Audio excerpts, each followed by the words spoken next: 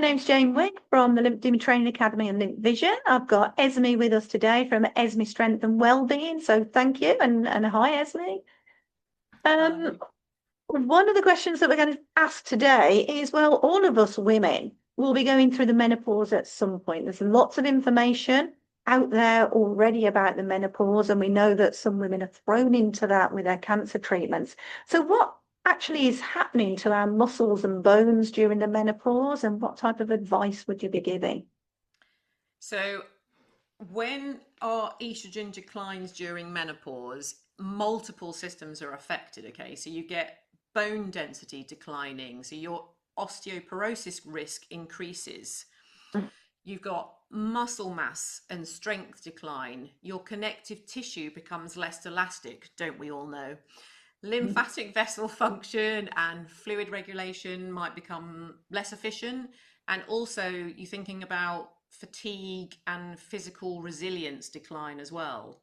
Okay, so there is evidence to suggest that around bone loss can occur approximately 2 to 3% per year in early menopause, and faster if you're on drugs like anastrozole and things like that. So Yeah. we have to be mindful of that.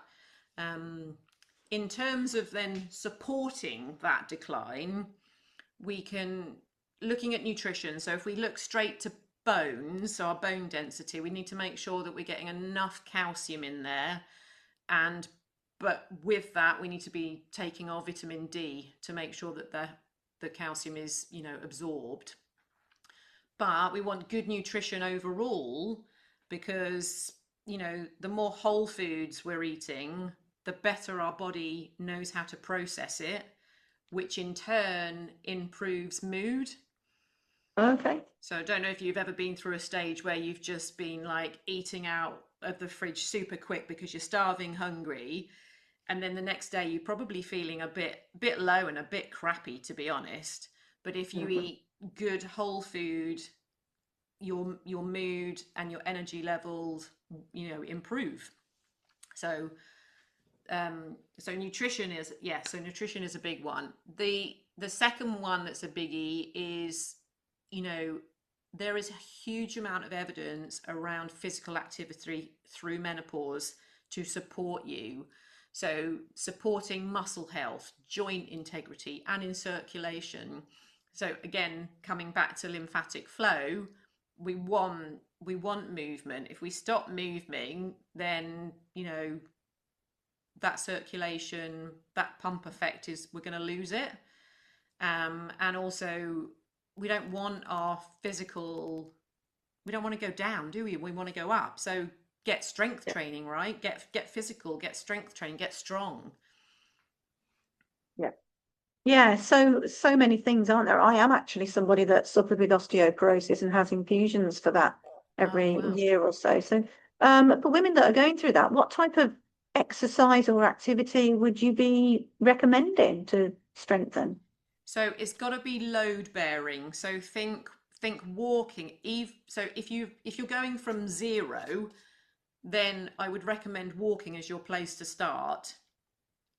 Because that will, if you build up your pace and you're doing it frequently, that will help. Especially, it helps bone density, especially in the hip area. And then from there, you've got to think about strength training because you're really load bearing there. So again, but building up gradually. So find a trainer in your local area who really knows what they're talking about and knows that you've got to start foundational before you get super heavy. Yeah, really good advice and so important as well. And other types of benefits, I suppose, as you're going through the menopause as well, your mood changes, as you said, and your confidence changes a little bit as well, and your sexual desire as well, if that's appropriate for that individual person. How does the types of things that you do or you discuss with patients assist with those?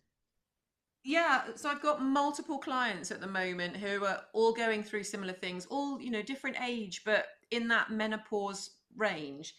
And, we're working on nutrition because this is one of the courses that I do online. So we're looking at nutrition, we're looking at strength, but again, it also Well, I had one client recently say to me, she felt like I'd lifted the fog away. So she had a clearer direction on where she needed to be going with her nutrition, and also she felt supported in physical activity and strength training that she hadn't felt before. She was kind of shunned before. So, all of that is going to improve your mental health, and that, getting rid of that fog, getting that clarity back, knowing that you're still a beautiful woman and you've got many years ahead of you, building that confidence that you need, that empowerment is so important. And yeah, empowerment is the word for me, because clients come in feeling quite low, and giving them all the tools that they need, and then weeks, months down the road feeling super confident and empowered is just, oh, it's really lovely. It's really heartfelt. I love it. That's great. And because sometimes you don't know where to go, you don't know where to find that support, do you? And sometimes the hardest bit about physical activity, which we know supports mental health, is getting your trainers on, isn't it? Getting those Yes. on, getting out and going somewhere. So Yeah, uh, you've just got to start, because yeah, we're all very good at going tomorrow. No, no, no, I'm not quite ready yet, but and I've got this going on, and I've got to go to Sainsbury's, and I've got to go and I've got to paint the wall, and I'll do it tomorrow. yeah, Just get up and do it. Like, scrap the excuses. You've got to start somewhere, because you've got to start rebuilding, because you need that habit to come in there, and yeah, that habits are only built by repetition. You build that, the neuroplasticity only happens over repetition, so being consistent over and over again. absolutely. Yeah. What is it that they say? Is it today is the yesterday we worried about tomorrow, or something like I that? don't know. Tomorrow we worried about yesterday. Yeah. So absolutely, if that's not confused anyone. Thank you. That's really helpful. So yes, let's just do it. Let's just get started, and let's We want got our independence as we get older, right? You don't want to be not to be able to get out of a chair. I mean, that right. or another example from a client recently, couldn't climb up the steps at Blenheim Palace because they're too deep, and had to Yeah. go up the slope, and that destroyed her inside Yeah. because she didn't realize how much she declined. So yeah, Keeping strong, building those muscles, keeping healthy, instilling confidence, and also mindset as well, mental yeah, health. So all of that that all comes up in a nice package. that's great. Thank you so much for joining us in Lymphedema Awareness Week, and for Thank taking you for time having out me, of your busy Jane. day. Thank you. It's great to have you.